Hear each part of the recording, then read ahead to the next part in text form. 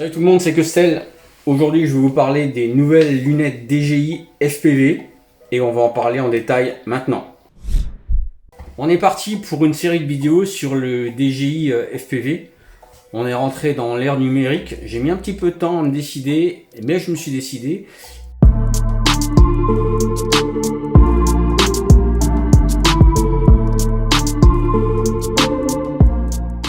Dans cette vidéo, je vais vous parler de plusieurs choses. On va regarder déjà ensemble le matos. On va faire un unboxing très rapidement parce que vous l'avez déjà vu. Ensuite, je vais vous montrer des points de détail qui me semblent quand même importants de savoir. On va parler des caractéristiques, notamment les lunettes et donc l'Air Unit, qui est donc le module caméra et le module VTX. Et ensuite, on va aussi voir quels sont finalement les avantages et les inconvénients et les points de détail du masque. Donc, je vais vous montrer vraiment en détail des choses sur le masque que vous n'avez peut-être pas vu ailleurs. Premier point. Deuxième point, ce qu'on va regarder, c'est que dans les vidéos prochaines, on va voir ensemble comment brancher ce système DJI FPV, comment le connecter, comment activer l'OSD sur iNav, sur Betaflight. Ensuite, on va regarder ensemble comment débrider la puissance, parce que d'origine, il est en 25 mW. Donc, si vous voulez le mettre à des puissances plus importantes, comment faut-il faire? Ensuite, on va regarder ensemble quelle est la distance que peut parcourir ce produit dans la configuration actuelle. Aujourd'hui, il est disponible en 25 mW avec des antennes stock. Quelle est la distance qu'on peut faire avec? Et ça m'intéresse vraiment de pouvoir voir quelles sont les capacités en fait du numérique avec de bonnes antennes, notamment sur des voilures fixes, comme les ailes que j'ai là, mais notamment aussi sur des quads. Et c'est donc pour cette raison que je vous invite à vous abonner à ma chaîne maintenant, en cliquant sur la petite cloche, pour rester informé des prochaines vidéos que je vais sortir sur cette thématique. Donc, dans cette boîte, vous avez une autre boîte avec dedans un Ear Unit plus un autre Ear Unit. Donc ça fait deux caméras et deux VTX. Vous avez les lunettes, ok, un câble USB-C, un câble pour l'alimenter, donc XT60, une sangle pour le masque, 4 antennes, une housse de protection, des notices.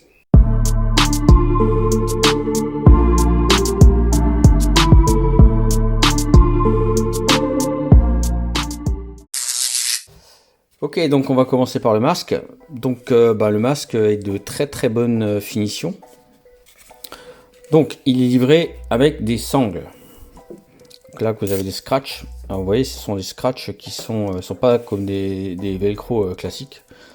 C'est vraiment de très bonne finition. Donc bon, les scratchs, on les passe tout simplement là-dedans.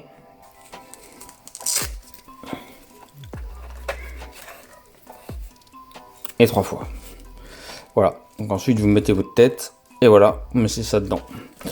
Il y a moyen de mettre une autre sangle pour fixer les lunettes si vous n'aimez pas en fait la fixation en 3 points. Faut le savoir. Je vous mettrai un lien dans la description. Donc au lieu d'avoir 3 bandeaux, en fait vous en aurez que 2. Alors le poids de ce masque, il fait 420 grammes. Donc là, il fait 420 grammes. Ça peut sembler important, mais c'est une question d'habitude. Moi, je l'ai pas trouvé. J'ai pas trouvé que c'était désagréable à porter. La mousse est, ça va. La mousse est pas mal en fait. Là, vous voyez là, ici, la mousse, d'accord. Là, on peut la changer, d'accord. Donc, il est possible de commander des mousses qui sont plus épaisses, parce que sur certains visages, on a on peut avoir des petites entrées de lumière. Bon, moi, je n'ai pas encore testé, donc je vous dirai en vol ce que ça donne. J'ai ces petites entrées de lumière par endroit, mais c'est pas, pour l'instant, ça me gêne pas plus que ça. Le nez, ça va, c'est confortable. Vous voyez, c'est une matière qui est vraiment bien. C'est mou, mais c'est ouais, c'est confortable. En tout cas, on peut changer la mousse pour une mousse beaucoup plus épaisse. Alors, en ce qui concerne les antennes, donc ok, là vous avez donc 4 emplacements pour les antennes. Donc elles sont là, d'accord. Alors attention, au niveau des antennes, ce sont des prises RPSMA, d'accord. Donc ce sont des prises RP-SMA et faut le savoir. Et chez DJI en fait, hein, c'est en LHCP. Donc on n'est pas en RHCP, en polarisation, on est vraiment en LHCP. Donc pour les mettre dedans, on visse hein, comme ça dedans. Donc les antennes en fait c'est du 5 Go partout, hein. C'est du 5 Go, je reviendrai dessus tout à l'heure. En tout cas, j'adore en fait le design. C'est un design vraiment futuriste. On aime ou on n'aime pas. Ça fait un petit peu une tête de mouche quoi. Mais j'aime beaucoup. C'est vraiment bien fini. C'est un produit. On sent la qualité en fait et la finition du produit. Il n'y a pas de secret. En même temps, au regard du prix, c'est normal. Le fauve dessus là, il va de 30 à 54. Donc c'est vraiment énorme. Ça veut dire que ça va vous donner une image qui est absolument énorme par rapport à des Fat Shark ou un autre type de lunettes. Et ça c'est un point important. Ça veut dire que d'avoir un fauve de 30 à 54, c'est quelque chose qui est vraiment très intéressant en termes de confort. Notez que l'écran n'est pas un écran nano LED, c'est un écran LCD qui est cadencé à 120 Hz. Donc il fait 1440 par 810 en 720p. Donc ça vous donne une résolution qui est vraiment très confortable. Ici là vous avez un écart interpupillaire, d'accord. Donc cet écart aussi est très intéressant parce qu'en fait vous avez un écart de 58 à 70 mm. Voilà, ici on voit bien, vous voyez l'écart interpupillaire. Alors de ce côté là, sur le côté gauche, donc vous avez ici l'affichage du canal, d'accord, ok. Notez que ce sont des fréquences en fait qui sont proches du race band en 5 Go, d'accord. Et ici on peut changer très facilement de canal, ok. Ensuite ici là vous avez un port donc USB-C, ça vous permet d'activer le masque sur le site de DJI et d'opérer en fait les mises à jour. Ici là vous avez un emplacement pour mettre votre carte micro SD. Ce masque est équipé d'un DVR. Il enregistre en 720p, d'accord, 60 images par seconde pour un débit de 60 mégabits seconde. Donc pour ce faire, il conviendra de mettre une carte là-dedans, donc une carte micro, carte SD en classe V30 U3. C'est vraiment important pour pouvoir absorber le débit vidéo de cette configuration.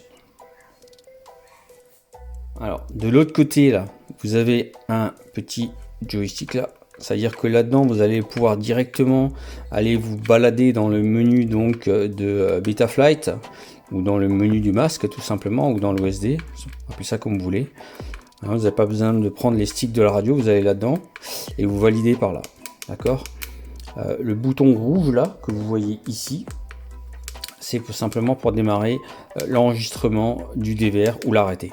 Notez que lorsque vous armez votre quad automatiquement avec une FC donc compatible avec le DJI, automatiquement dès que vous armez votre modèle, le DVR commence à enregistrer, ce qui est un confort qui est vraiment super intéressant. Ensuite de l'autre côté, on va aller de côté là, ok. Donc là, ici, vous avez la prise d'alimentation, d'accord. Donc la prise d'alimentation, donc vous pouvez mettre votre connecteur comme ça dedans. Oups. Vous pouvez mettre votre connecteur comme ça dedans, ok. Voilà, et vous pouvez brancher dessus une lipo, donc de 2S à 4S. Ce petit bouton rouge vous permet de binder votre masque au module VTX Camera Air Unit. Et en fait, vous avez un port casque, et ce qui est intéressant aussi, c'est que c'est une entrée.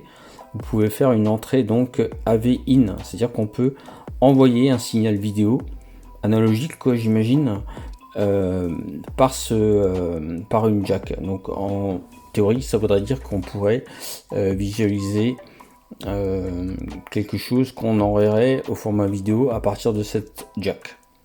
Donc c'est un masque qui est ventilé, je vais vous montrer ça tout à l'heure, on va le mettre en route. Et qui est par contre un petit peu bruyant dans certains cas.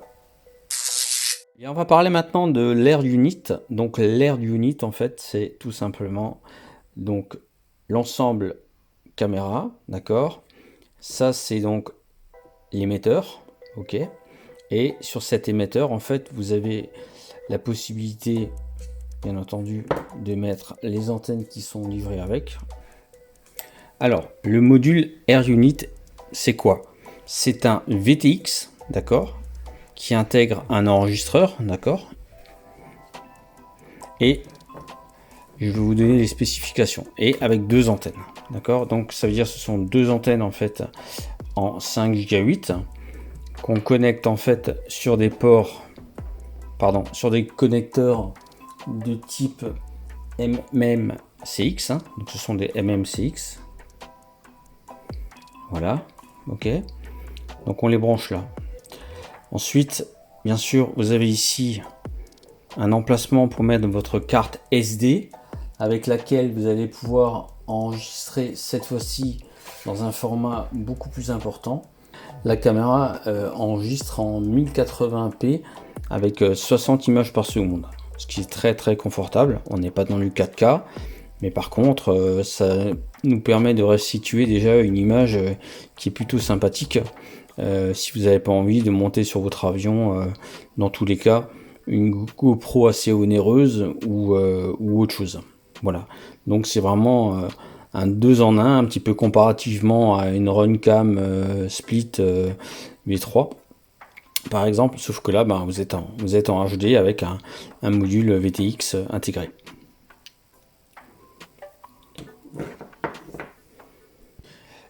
Ici là vous avez les antennes. Alors attention, certaines personnes mettent leur VTX dans leur drone comme ça.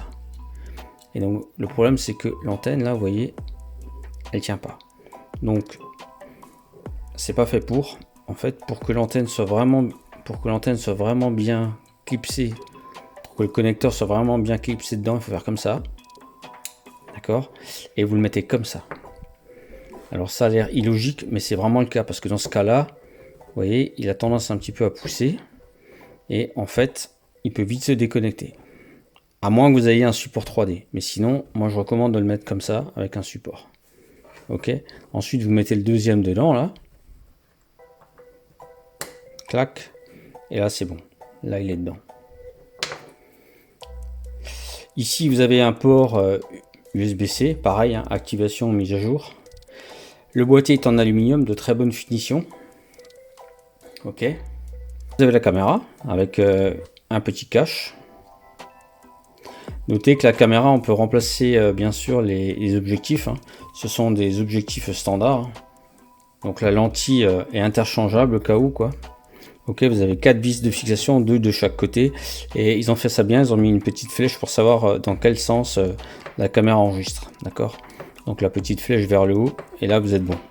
Vous avez un petit cordon qui est livré avec, d'accord. Ce petit cordon, en fait, je vais vous mettre un schéma. Un plus, un moins. D'accord. Et ensuite, vous avez un gris et un blanc.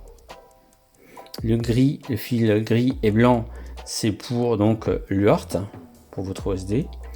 Et ensuite, vous avez le jaune et le marron, qui est pour la radiocommande DJ. Mais ça ne nous concerne pas dans cette situation là, en tout cas dans cette configuration là. Vous mettez votre connecteur là, d'accord, ok, vous branchez comme ça, et de là dessus vous allez vous brancher tout simplement, le mettre sous tension, et automatiquement l'image va partir donc dans le TX, dans le VTX, et du VTX va renvoyer bien sûr les informations aux lunettes.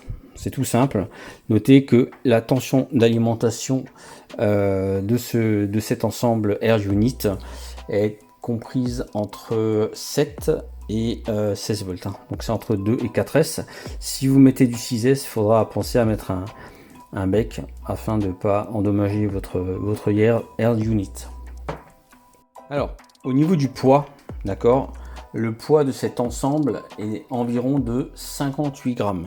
Ça peut sembler lourd, oui et non, j'ai envie de vous dire, parce que finalement, si vous prenez une caméra un petit peu classique, genre Predator, et que vous rajoutez dessus un VTX avec des antennes, on évite finalement à 25-30 grammes. Alors certes, c'est plus lourd, mais par contre, il faut quand même savoir une chose, c'est que là, vous avez un appareil en fait qui est capable de vous délivrer 25 000 watts, 200 000 watts, 500 000 watts, 700 000 watts, 1 watt et 1 watt 2. Donc il est tout à fait possible suivant les paramètres, qui balance jusqu'à 1,2 watts de puissance. Donc c'est quand même une puissance importante. Donc ce qui peut justifier le poids. 55,54 grammes. Voilà ce qu'on voit dans les lunettes. Je sais pas si vous voyez la qualité.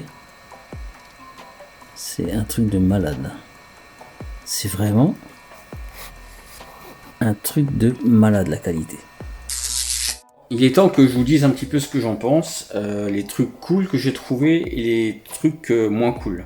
Déjà, ce qui est super cool, c'est honnêtement la qualité du masque, le produit en lui-même, la qualité de finition, c'est juste exceptionnel. Moi, je trouve que tout est très bien pensé. Tout est très bien pensé, le confort est parfait et l'image est juste incroyable.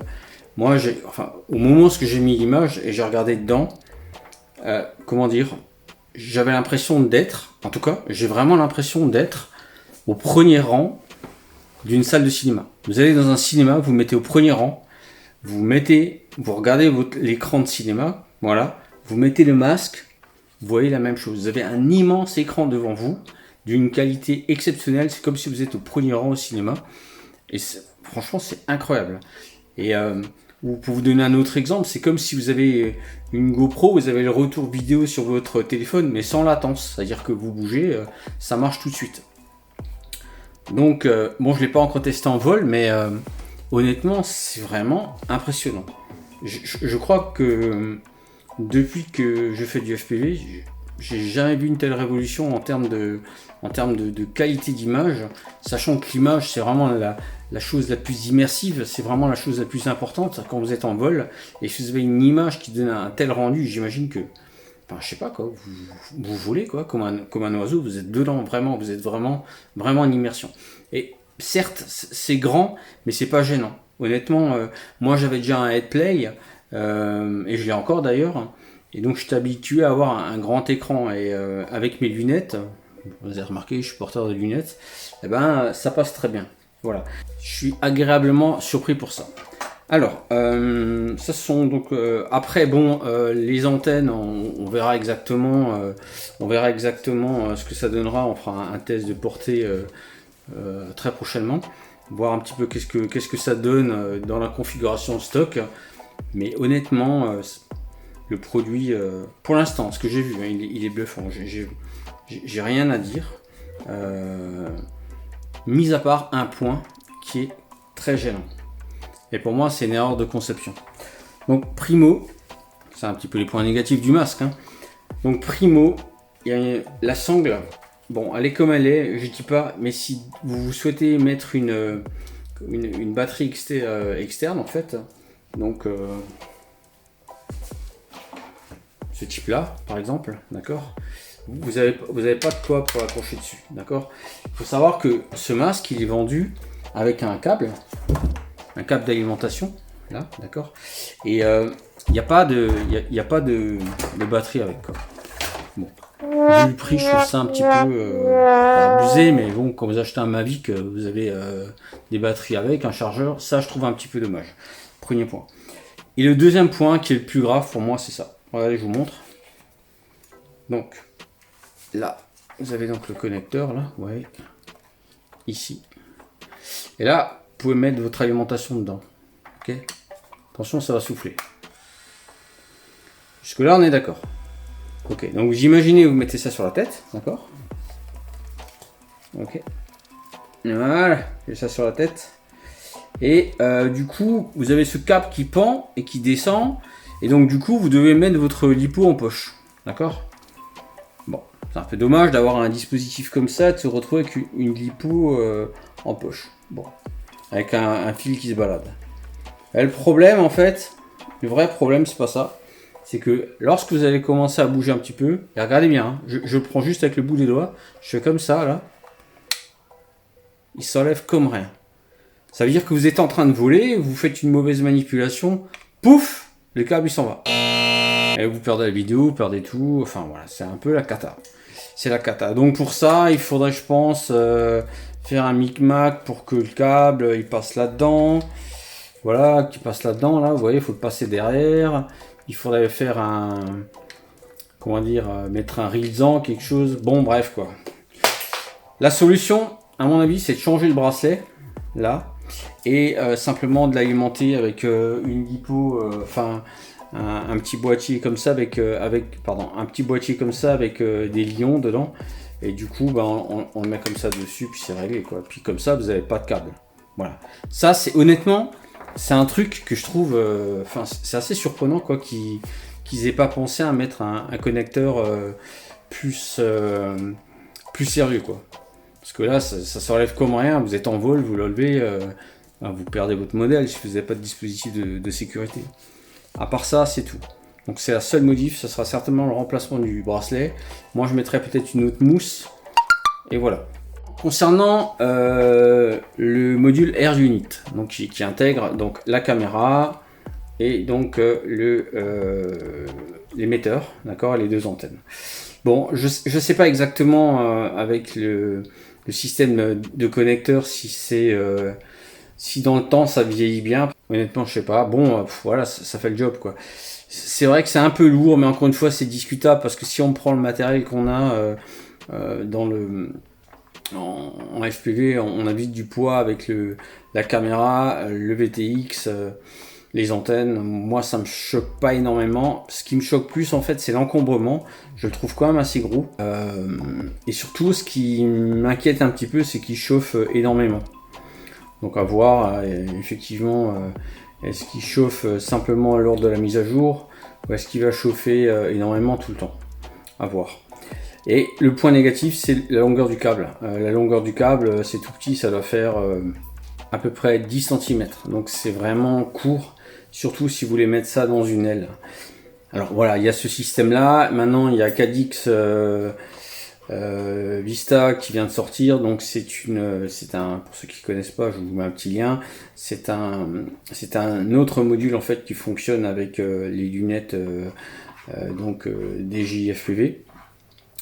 Et qui a la particularité d'être nettement moins encombrant et plus léger avec une stack plus petite. Voilà. Mais bon, comme dit, par contre c'est très robuste, ça a l'air très robuste. Voilà, c'est de bonne finition. Mais simplement le câble est un petit peu long, court pardon, et les connecteurs me semblent peut-être un petit peu fragiles avec le temps. Voilà. Bon. Ben écoutez, voilà, cette vidéo est maintenant terminée. Si vous avez aimé cette vidéo, ben lâchez-moi un petit like, ça fait toujours plaisir et ça permet de mieux référencer la chaîne. Et on se dit à bientôt pour des nouveaux tests. Merci, ciao.